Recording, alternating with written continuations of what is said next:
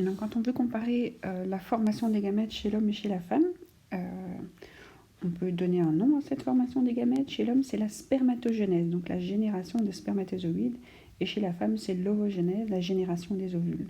Le nom général, que ce soit chez l'homme et chez la femme, s'appelle la gamétogenèse parce que les cellules sexuelles sont les gamètes. Donc le spermatozoïde et l'ovule, le nom générique pour ces cellules à demi-patrimoine génétique, c'est gamètes. Donc gamétogenèse, c'est le nom pour les deux. Alors chez l'homme, ça se passe dans les testicules, les tubes séminifères. Ça commence pas à la naissance, ça commence à la puberté et jusqu'à la mort. Ça ralentit dans la vieillesse, mais ça continue. Alors on en produit plusieurs millions à chaque éjaculation, et ça c'est au niveau de l'éjection. Et au niveau de la fabrication, c'est des milliers par seconde. Tous ne sortiront pas, mais c'est pas grave, il y a des recyclages.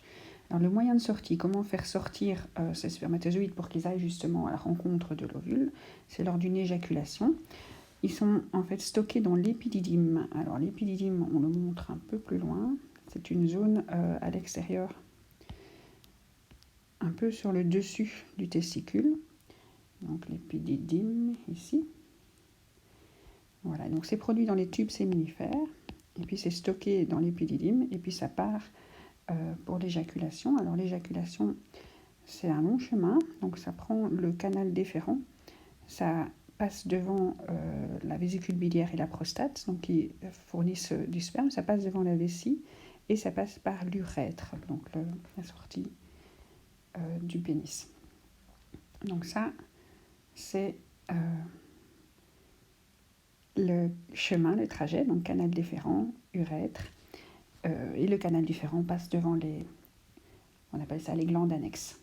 Alors, pour l'ovule, pour qu'il trouve son... c'est de la puberté à la ménopause. Chez la femme, ça s'arrête. Alors, la ménopause, ça change. Il y en a qui, c'est déjà... Quand c'est tôt, c'est 40 ans. Parfois, c'est même 55 ans. C'est très variable. Et on n'en produit pas des millions des ovules. On en produit un par mois. Et si on fait le calcul, environ 500 sur toute la vie. Donc, la puberté, ça peut être très tôt, à 8 ans, mais c'est souvent plutôt 12 ans. Vous pouvez faire le calcul. Combien de mois par an ? Alors, l'ovule, il n'a pas de canal pour sortir. C'est vraiment une explosion, une petite blessure donc, dans l'ovaire. L'ovaire, il est beaucoup plus loin, l'ovaire. Ici, l'ovaire. Donc, il y a à chaque fois des petites cicatrices. Donc, ici, on voit un ovule peut-être près, serait peut-être un petit peu celui-ci. Donc, c'est une cavité pleine de liquide. Et l'ovocyte, la petite cellule, elle est ici. Et en fait, c'est la pression du liquide dans le follicule, dans le petit sac, qui va faire que ça explose. Donc, certaines femmes ressentent un petit pincement au moment de l'ovulation, mais d'autres ne sentent rien du tout. Alors, on reprend où on en était. Donc, explosion d'un follicule. Et puis, ce follicule est récupéré par les franges du pavillon de la trompe de Fallope. Donc, on a les ovaires et on a une sorte de gros bras qui vient caresser l'ovaire. Il n'y a pas... c'est pas fermé, donc l'ovule pourrait être perdu, mais c'est vraiment rare, donc c'est récupéré par la trompe de Fallope. Alors la fécondation, elle doit avoir lieu tout près, parce que ça doit avoir lieu dans les 24 heures. Donc il n'a pas le temps d'aller très loin, donc le spermatozoïde doit arriver jusque tout en haut de l'utérus. Il doit vraiment faire le trajet des 30 cm. Parce que l'ovule, si le spermatozoïde rencontre l'ovule un peu plus tard, il n'est plus fécondable, il n'est plus viable. Après, une fois qu'il a été fécondé, donc une fois qu'on a notre zygote et notre futur bébé, il va descendre la trompe, il se fait pousser par des cils et il va arriver dans l'utérus pendant 9 mois. Et puis il sortira le bébé par le col de l'utérus et le vagin. Donc tout ça sera vu dans l'anatomie un peu plus loin. Donc ça, c'est le trajet chez la femme. Alors maintenant, on va observer les gamètes. Alors, un spermatozoïde.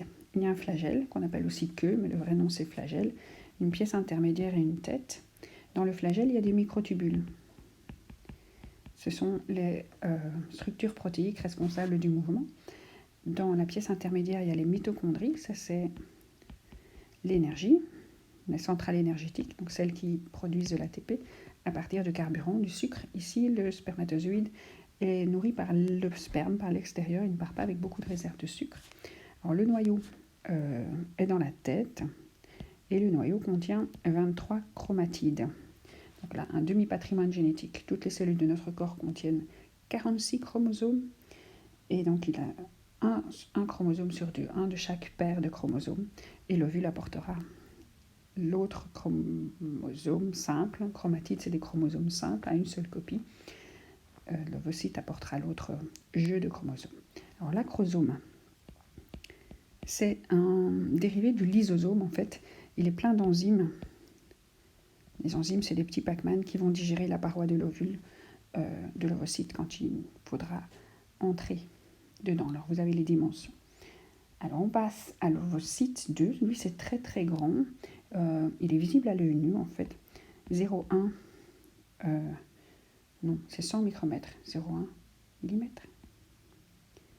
Oui, 100 micromètres, 0,1 millimètre. Enfin, ça reste petit. Hein. Alors, ça c'est la cellule centrale, un ovocyte, avec son noyau. Alors, son noyau est bizarre. En fait, il n'a pas vraiment de noyau parce qu'il est bloqué en métaphase 2. Et donc, quand on est en métaphase 2, on n'a pas de noyau. Et c'est ça aussi que les femmes doivent faire attention quand elles font des radios, de bien protéger leurs ovaires par un tablier de plomb, pour pas qu'il y ait d'endommagement de l'ADN, parce qu'il n'est pas protégé dans son noyau. Enfin, il est protégé par beaucoup d'autres cellules quand même. Hein. Voilà, en métaphase 2, c'est-à-dire qu'il doit encore finir sa dernière division. Donc, je ne sais pas si vous vous rappelez la méiose 1, qui permet de passer de 46 chromosomes à 23 chromosomes dans chaque cellule intermédiaire. Puis la méiose 2, elle va permettre de passer à 23 chromatides de chaque côté. Donc on parlait aussi de méiose réductionnelle et de méiose équationnelle.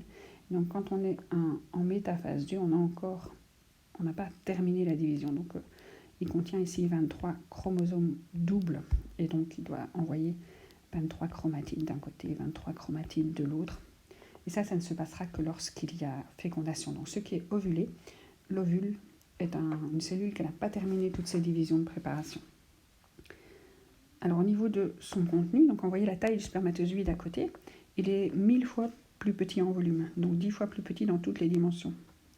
10 fois plus petit en longueur, en largeur, en épaisseur, quand on regarde son noyau. Alors, les différentes couches. On a d'abord des cellules folliculaires, qu'on appelle aussi corona radiata. C'est pas le moment de parler de corona, mais c'est une couronne rayonnante, en fait, c'est du latin. Ensuite, on a une membrane pellucide, une jaune membrane pellucide. Et après, on a la fameuse membrane réelle de l'ovocyte, qui est une membrane cytoplasmique normale. Alors, les granules corticaux, c'est ça qui va permettre de bloquer le passage au moment où la fécondation aura lieu. Le cytoplasme, il est riche, il y a plein de réserves. L'ovule doit tenir le coup 1 semaine, le temps qu'il descende et s'installe dans l'utérus et reçoive à manger. Et voilà, on a fait le tour de tout ce qu'il y a dans un ovocyte. On va passer au job des gamètes.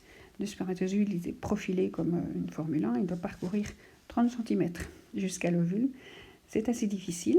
Il y a de l'acide dans le vagin. Il y a le col de l'utérus est fait d'une substance difficile à traverser, qui est impossible à traverser à certains moments du cycle. Seulement au moment où la fécondation est proche, les spermatozoïdes arrivent à trouver un petit passage.